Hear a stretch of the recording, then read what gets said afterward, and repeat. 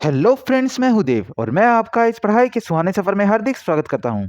तो पिछले वीडियो में हमने बी ई वी ए ई 181 का यूनिट 1 कंप्लीट कर दिया था। अब जो है हम इसका यूनिट 2 पढ़ने जा रहे हैं। तो बिना किसी देरी के स्टार्ट करते हैं। यूनिट 2 पढ़ेंगे अब, जो कि है इकोसिस्टम्स। इकोसिस्टम का यहाँ पे अभी स्ट्रक्चर दे रखा है, यहाँ पे जिसमें इंट्रोडक्शन एक्स्ट्रा चीज़ें हैं जो कि हम अपने कोर्स के साथ में जैसे जैसे आगे बढ़ेंगे ये साथ में देखते जाएंगे। तो अब सीधा हम इसके इंट्रोडक्शन पे आते हैं। Section 2.1 introduction. Earth is the only planet revolving around the sun, which is known to support life. तो अर्थ एक ऐसा लोता प्लैनेट है जो कि सन के अराउंड रिवॉल्व करता है, जो कि लाइफ को सपोर्ट करता है। Despite the vastness of earth, life exist only in a very thin layer enveloping the earth cold biosphere. क्योंकि अर्थ जो है बहुत बड़ा है, उसके बावजूद जो हमारी लाइफ जो है, जो लाइफ है, वो एक बहुत ही थिन लेयर पे एग्जिस्ट करती है, जो कि अर्थ के चारों तरफ है। यानी कि एक लेयर है उसकी अर्थ के चारों तरफ, उसको हम बायोस्फीयर बोलते हैं। बस उसी लेयर पे वो जो है लाइफ एग्जिस्ट करती है। Sun is the only source of energy which enables continuous interaction among various life forms. और सन एक ऐसा होता जो है एनर्जी सोर्स है, जो कि कंटिन्यूअस इंटरेक्शन जो है वेरियस लाइफ फॉर्म्स के बीच में, उसको वो बनाए रखता है। उसके कारण एनर्जी सोर्स के कारण, यानी कि सन एनर्जी सोर्स के कारण ये जो है इंटरेक्शन है चलता रहता है। In the previous unit you have already learn about the word environment and it's definition. तो हमने पिछली यूनिट में जो है वर्ड एनवायरमेंट को हमने अच्छे से समझा और उसकी डेफिनेशन को भी समझ लिया है। You have also familiarized with the external and internal environment of organisms that also include us. तो आपने जो है, यानी कि हमने फेमिलराइज किया अपने आप को जो एक्सटर्नल एनवायरनमेंट होता है और जो इंटरनल एनवायरनमेंट होता है किसी भी ऑर्गेनिज्म का, उससे। Both the external environment and internal environment of an organism have an impact on its existence and survival. तो जो उसके एक्सटर्नल और इंटरनल एनवायरनमेंट होते हैं किसी भी ऑर्गेनिज्म के, वो उसके जो सर्वाइवल पर और उसकी एग्जिस्टेंस पर इम्पैक्ट डालते हैं। अगर ये चेंज होते हैं तो उसके सर्वाइवल जो है और उसकी एग्जिस्टेंस कि वो उधर उसका अस्तित्व और उसका जो जीवित रहने का संभावना जो है, वो दोनों उसके ऊपर असर डालेंगे कि वो संभावित जीवित रह सकता है कि नहीं रह सकता है। The components of the external environment of an organism include physical as well as living components. जो कंपोनेंट्स, एक्सटर्नल कंपोनेंट्स जो होते हैं एनवायरनमेंट के लिए, एक्सटर्नल एनवायरनमेंट के कंपोनेंट्स जो ऑर्गेनिज्म को इंक्लूड करते हैं, उसमें उसके फिजिकल और लिविंग कंपोनेंट दोनों आ जाते हैं। The action and interaction of the physical and living components of an organism make a system of relation called ecosystem.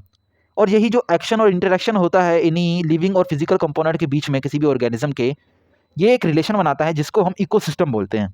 This unit deals with the structure and properties of ecosystem, basic concepts of ecosystem functioning and the factors controlling it.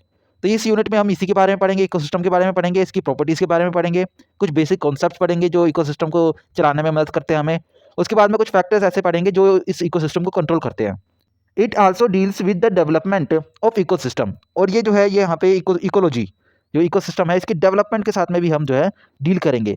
The unit will familiarise you with interactions like competition, parasitism and mutualism that exist between living beings। तो इस unit में हम जो है ये कुछ interactions के बारे में पढ़ेंगे जो लिविंग ऑर्गेनिज्म के बीच में होती है, जैसे कि कॉम्पिटिज्म, पैराटिज्म और म्यूचुअलिज्म, जो कि हमने बायोलॉजी की क्लास में आपने पढ़ा था। जो आपने अगर पढ़ी हो तो 12th की बायोलॉजी में ये आ रखे है।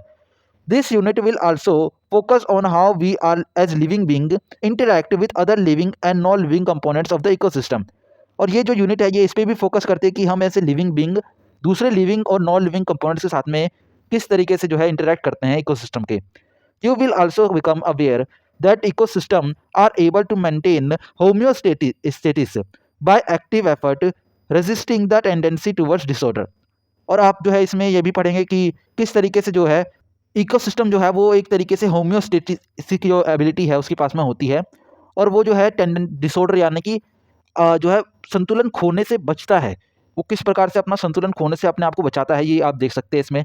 For centuries, humans have considered the earth and environment as the virtually unlimited resources. But subtle and gradual changes have altered our environment in many different ways.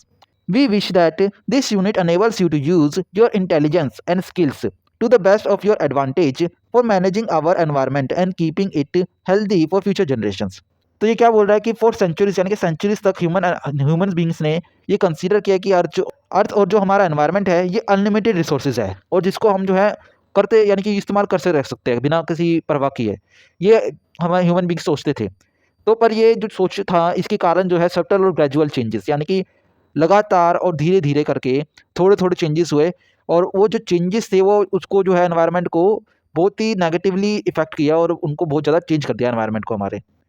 अब जो है हम क्या करते हैं, विश करते हैं कि ये यूनिट जो है ये आपको अनेबल करे, यानी कि आपको योग्य बनाए कि आप जो है अपनी इंटेलिजेंस और स्किल को इस्तेमाल कर सकें एक अच्छे एनवायरनमेंट को बनाने के लिए और उसको हेल्दी रखने के लिए फ्यूचर जनरेशन के लिए।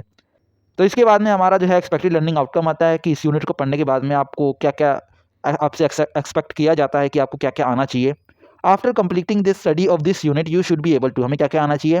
फर्स्ट पॉइंट है, define and explain the basic concepts of ecosystem, its structure, function and properties. हमें जो है इकोसिस्टम को एक्सप्लेन करना आना चाहिए, उसका कॉन्सेप्ट जो है एक्सप्लेन करना आना चाहिए, उसका स्ट्रक्चर हमें पता होना चाहिए और उसकी फंक्शन और प्रॉपर्टीज जो है वो भी हमें पता होनी चाहिए। इसके बाद में हमारा सेकंड पॉइंट आता है, explain the term biosphere, biome, aquatic zone, landscape and population.